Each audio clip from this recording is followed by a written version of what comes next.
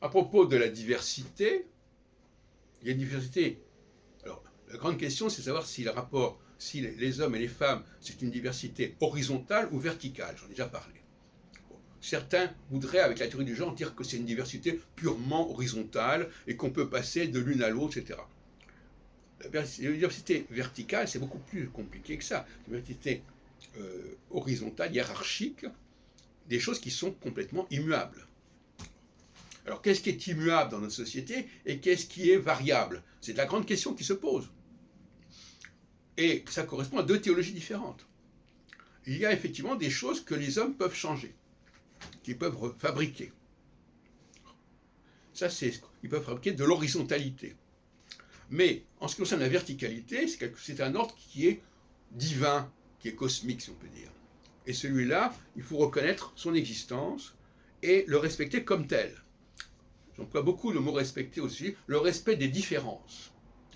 On emploie le mot respect en disant il faut me respecter. Mais ça veut dire quoi, me respecter? Si on ne me respecte pas dans ma différence, on ne me respecte pas. Donc, il y a donc deux théologies qui cohabitent en quelque sorte. Une théologie de l'horizontalité, qui a ses raisons d'être, une théologie de la liberté identitaire, si on peut dire. Je peux passer d'un groupe à l'autre, je peux me convertir d'une religion à une autre, etc. Ça, c'est la liberté de bas de gamme, si on peut dire, c'est-à-dire celle que les hommes peuvent eux-mêmes établir, sur lesquelles ils ont prise, comme ils peuvent par exemple changer une constitution, changer la durée du septennat en quinquennat, etc. Et puis il y a une autre diversité verticale, qui elle est beaucoup plus complexe à gérer, et qui est dans l'état actuel des choses complètement hors de portée du génie humain, et qui relève d'un génie transcendantal, d'un génie supérieur. Et ça aussi, il faut le respecter. Et en fait, nous sommes en face d'un système ternaire. D'un côté, la nature. Alors elle, la nature, on ne peut pas tellement la changer non plus. C'est une matière première qui est là, qui est née depuis l'origine de l'univers. C'est le Big Bang et compagnie. Il y a ce que les hommes peuvent établir eux-mêmes, ce qu'on pourrait appeler la culture, d'une certaine manière. La culture humaniste, la culture humaine, qui a créé les cathédrales, qui a créé les œuvres d'art, qui a créé les langues, etc. Et puis entre les deux, il y a cette théologie extraterrestre, si on peut dire, qui a structuré fondamentalement notre fonctionnement en utilisant, bien entendu, les éléments qui existaient déjà.